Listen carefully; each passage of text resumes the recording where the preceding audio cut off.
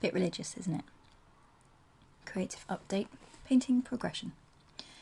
3 years ago, I was scared of drawing halos because they aren't mine. So I leaned into that, and because a 6-year-old me, who had to say a prayer at school every afternoon, that part of me decided I should. I love finding icons with their faces scratched out in the corners of medieval churches, on the various mini pilgrimages my most spiritual friend and I take, to the holiest pilgrim village in Norfolk. The defaced paintings, showing anger towards someone else's ideas. We drive each other to peculiar things, particularly in the name of our chosen gods.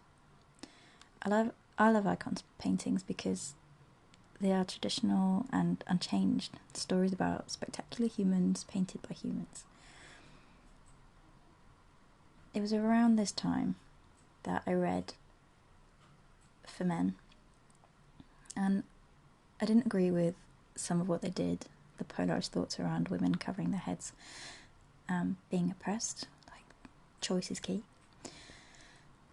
But I learned about Oksana, a Ukrainian artist trained from a very early age in iconography. She was making a living from it by the age of 12. She left it alone for a while during her activist days, went back to it with new meaning before her death at the age of 31 last year. A year ago, on the 23rd of July this week.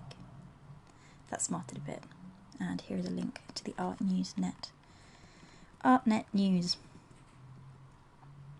So recently there has been more ambiguity in the halos. It could indeed be a sun with rays shining out of it. I've moved away from the whole figure again and back into pattern and shape making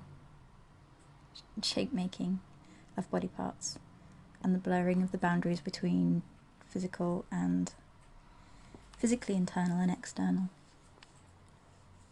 When showing people these most recent images, their response is often a coy mention of how they are so religious in appearance. I could get really existential and talk about spirituality, energy, the big nothing, and the end of the world. But I'm not going to. Humans are resilient and totally fragile. But our lives are little blips in time. We want so much comfort and freedom, as well as needing the comfort of containment. Mostly, what I'm expressing is a human struggle, the utter fear of existing and the joy of just being. A whole bunch of other feels is in there as well about the phrase babies having babies. It's usually a sad derogatory term for teenage pregnancy. And honestly though, no one is ever ready. It's hard, even if your life's quite easy. Parenting is hard, 100%. Not doing the whole baby thing again. No one really knows what they're doing, and that's okay.